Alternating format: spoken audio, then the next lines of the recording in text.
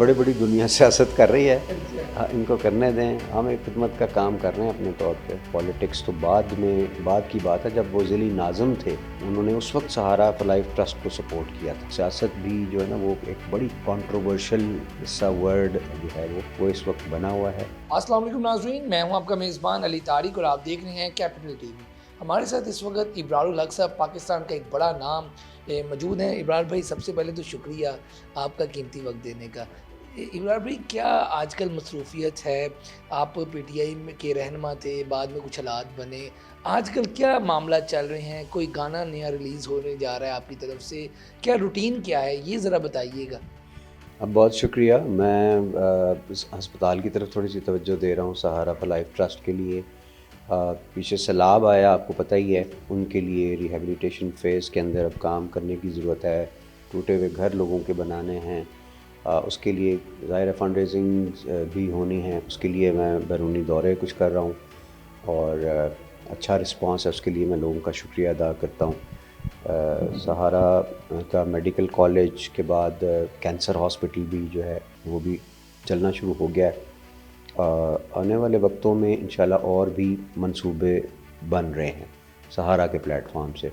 तो वही एक ऐसी बड़ी एक्टिविटी है कि और कोई एक्टिविटी की ज़रूरत ही नहीं पड़ती ऑनेस्टली। और भी आने वाले दिनों में आपके माशाल्लाह ऐसे गाने हैं, पूरे पाकिस्तान नहीं बल्कि पूरी दुनिया में लोग सुनते हैं, पसंद करते हैं आपको।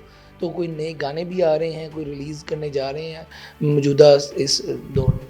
हाँ, इंशाल्लाह कुछ गाने बनते रहते हैं और बना भी रहा हूँ। होपफुली शायद 1 2 3 वीक्स तक एक गाना आए। अच्छा। हाँ, तो एक्टिविटीज़ मुख्तलिफ़ लिहाज से जारी हैं और दुआएं हैं बड़ी ढेर सारी पाकिस्तान के लिए। और दुआओं के साथ साथ जो अपने तौर पे हम कर सकते हैं फलाह के मंसूबों को लेकर, वो भी हम कर रहे हैं। इमरान भाई, आप इलेक्शन भी वहाँ से अपने हलके से लड़ते थे। अब इस बार क्या आपका सीन होगा? मतलब कि इलेक्शन लड़ेंगे? सियासत में जो आपका पीटीआई से वाबस्तगी थी, फिर कुछ आपने ब्रेक ले ली, तो अब कोई सियासत में आने का प्लान क्या है? उस हवाले से बताइए। नहीं, ब्रेक ही चल रही है। मैं समझता हूँ बड़े बड़ी दुनिया सियासत कर रही है। अच्छा। इनको करने दें। हम एक खिदमत का काम कर रहे हैं अपने तौर पे। और मैं समझता हूँ खिदमत के काम की कॉस्ट पे आपको सियासत नहीं करनी चाहिए कि ये काम मुतासर हो जाए, ये काम बंद हो जाए। हैं, मरीज़ पड़े हों कैंसर के और हम कहेंगे जी नहीं, हमने सियासत करनी है इसलिए हमें जेल जाना पड़ गया या फ़लानी जगह। तो देखिए, आपकी प्रायोरिटी आप सेट करते हैं। आप अपनी फैमिली से, आप अपने लोगों से, अपने करीबी दोस्तों से मशवरा करते हैं। तो मैं समझता हूँ प्रायोरिटी जो काम हम आसानी से कर पा रहे हैं, खिदमत का काम है, उसको भी बजाय इसके कि हम बंद करा दें, तो उससे बेहतर है कि अभी हम आपके पीटीए के कुछ दोस्त वाइस चेयरमैन शाह महमूद कुरैशी इस वक्त पीकेएलआई में हैं। उनकी अयादत के लिए कह लें, या वैसे फवाद चौधरी, महमूद मौलवी, इमरान इस्माइल, अली जैदी उनको मिलने गए थे और पीकेएलआई हॉस्पिटल में, और वो चाह रहे हैं कि कोई नई रिलीज़ इमरान खान मूवमेंट चलाएं, या मतलब कि वो अयादत भी करने गए थे शाह महमूद कुरैशी साहब की। इस हवाले से आप क्या कहेंगे? जो पुराने दोस्त पीटीआई के छोड़ गए थे और फिर वापस अब आ रहे हैं, तो इस पर आपका क्या मौक़िफ़ है? शाह महमूद कुरैशी साहब आपके भी पार्टी में अच्छे आपके करीबी ताल्लुक थे, तो उनको भी मिलने जाएंगे? कोई हर्ज नहीं है, बल्कि आपने मुझे याद दिला दिया, तो मैं ज़रूर जाऊंगा पीकेएलआई। और अल्लाह करे उनको जल्द अल्लाह ताला सेहत अता फ़रमाए। उनके साथ एक पुराना ताल्लुक़ है।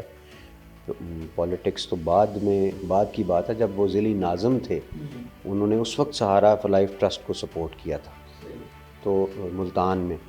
तो मैं ज़रूर जाऊंगा उनका। और बाकी मुझे एक्टिविटीज़ का ऑनेस्टली नहीं पता। आप ही से पता चला है कि लोग आगे जो मूवमेंट चलाना जा रहे हैं।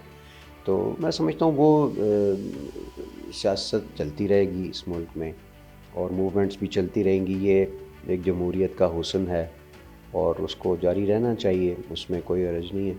बहरहाल मेरा अभी इससे किनारा है और मैं इस वक्त बिल्कुल फ़ोकस कर रहा हूँ सहारा पर। लास्ट पे एक सवाल का जवाब ये दीजिएगा कि आप सियासत भी कहते हैं कि आवाम की खिदमत के लिए आना जो मेन इनका मकसद है, लेकिन आप जैसे लोग जो अब फलाई कामों की तरफ तो जा रहे हैं लेकिन सियासत से दूर रहना चाहते हैं, क्या ऐसी वजह हो गई कि सियासत को लोगों ने खिदमत से दूर कर दिया اور جو لوگ عوام کی خدمت کرنا چاہتے ہیں وہ پھر فلائی کام تو کر رہے ہیں لیکن سیاست میں نہیں آنا چاہ رہے. اس کی کیا وجہ ہے ابرار بھائی؟ لیکن سیاست میں آنیسٹلی اسپیکنگ میں تو نا الیکٹڈ ریپرزنٹیٹیو تھا، اور اگر ہوتا تو شاید مجھے کرنی پڑ جاتی. میں تو جس حیثیت میں پی ٹی آئی کے لیے کام کر رہا تھا، میری دعائیں تھیں، یا میں ایکٹیولی یہی تھا نا کہ میں نے سانگ وغیرہ لکھ دیے تھے، اور زیادہ فلاحی کام میں ایکٹیولی کر رہا تھا. تو جیسے میں نے کہا نا کہ فلاحی کاموں کی کاسٹ پہ پالیٹکس نہیں کرنی چاہیے، کیونکہ یہ کام وہ ہیں جو عوام کی براہ راست خدمت کر رہے ہیں. تاہم جب بہتر وقت آئے گا میں سمجھوں گا کہ سیاست ہو رہی ہے، بھی کچھ ملا جلا سا رجحان ہے. سیاست بھی جو ہے نا وہ ایک بڑی کانٹروورشل سا ورڈ جو ہے وہ اس وقت بنا ہوا ہے. میں سمجھتا ہوں اس میں تصادم سے ضرور گریز کرنے کی ضرورت ہے، کیونکہ تصادم کسی بھی مسئلے کا حل نہیں ہوتا. میں ہمیشہ ایک بات کرتا ہوں، اور میں چونکہ پی ٹی آئی میں رہا ہوں اور پی ٹی آئی کے دوست میرے آج بھی دوست ہیں، قریبی ساتھی ہیں سارے، میں سب لوگوں کو یہ کہتا ہوں کہ دیکھیں کچھ بھی کر لیں، نبی کریم صلی اللہ علیہ وسلم سے بڑی ذات نہیں آ سکتی دنیا میں، اور آپ صلی اللہ علیہ وسلم نے ہمیں صبر کی تلقین کی ہے.